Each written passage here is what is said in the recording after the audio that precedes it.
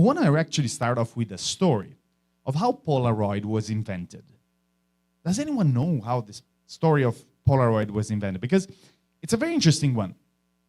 It was born through a question, a kind of dumb question that a 4-year-old kid asked her dad. She said, "Dad, can I see the picture that you just took?"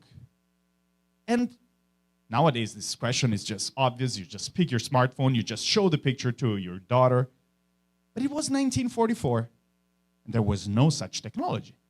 And so the father was surprised. He said, "No, my dear, you cannot see a picture because you need to go to a dark chamber, you need a technician, it will be long, it will be costly. You cannot see it now." But he was intrigued by this possibility that his daughter made him think that he actually went after such a technology. He discovered, he developed it, and he eventually launched it to the market. He was Edward Land, a famous inventor by the time and the founder of Polaroid.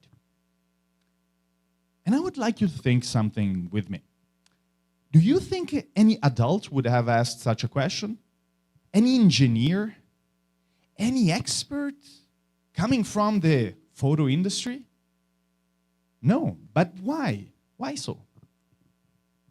Because they already knew the answer, which was that there was no technology to reveal and to print the picture instantaneously.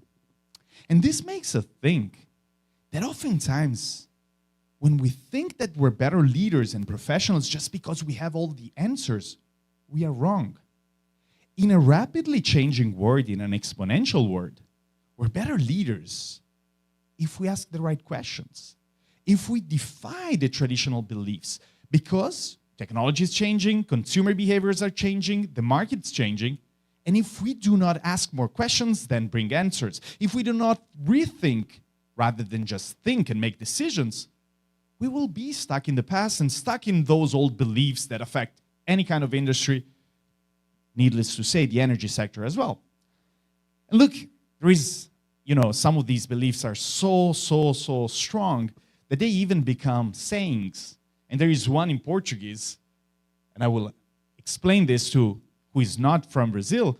There is a saying that says, "Fly because rockets cannot land," right? Voa porque foguete não tem ré. Who says this with their teams as a way to, motivate them, right?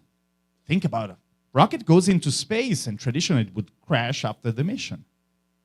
The problem is that in 2017, we all saw the images of SpaceX landing a rocket and showing that, yes, foguete pode pousar, and that there is no belief that is strong enough not to be broken through actually this critical thinking that leaders have. Because when we look at the aerospace industry, right, Elon Musk defied the odds of something that NASA and all the big players were not even researching anymore, which was a way to land a rocket. And the big problem is that the cost of the rocket was a big bottleneck for the industry.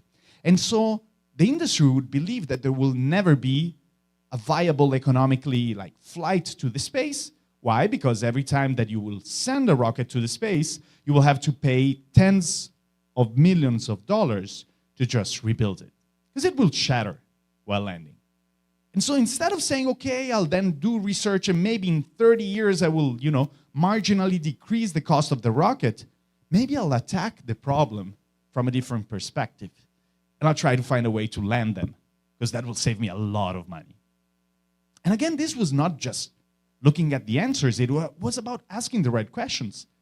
And sometimes the right questions are the dumb questions, are the ones that we avoid because they're too difficult, or that we feel ashamed to ask. Why? Because we think about the judgment that we will have. We will think, okay, I have so many years at Shell that if I bring about this subject, people will laugh at me because I have so much experience. Well, as Jack Ma says, the founder of Alibaba, he says, well, I actually like those dumb questions. Why? Because oftentimes they point to big problems. And oftentimes they give us the chance to solve those big problems. Why? Because no one's looking at them. Why? Because they think they're just too dumb. But in a world that actually opens us to many new possibilities through new technologies, through viabilizing them, through defying those beliefs in the past, again, the leader nowadays is not anymore just the one that thinks as an expert, but it's a bit of its opposite. He has, and she has, a beginner's mindset, which is the mindset of someone that looks at all their beliefs, knowledge, experiences, and does not throw them in the trash. They're all very important, but at the same time does not use them as copy and paste for their future challenges. But yes, as a starting point. A starting point for what? For a constant questioning whether they're still aligned with the external changes in the market, in the consumer, in technology, in our customer. Because if for a moment internal change at Shell is ever lower than the external changes, we do not have to be mathematicians to understand it means we are getting more and more obsolete and disaligned with changing consumer and customer expectations. And that will be definitely a big problem in a world that is changing and where consumers are more and more picky.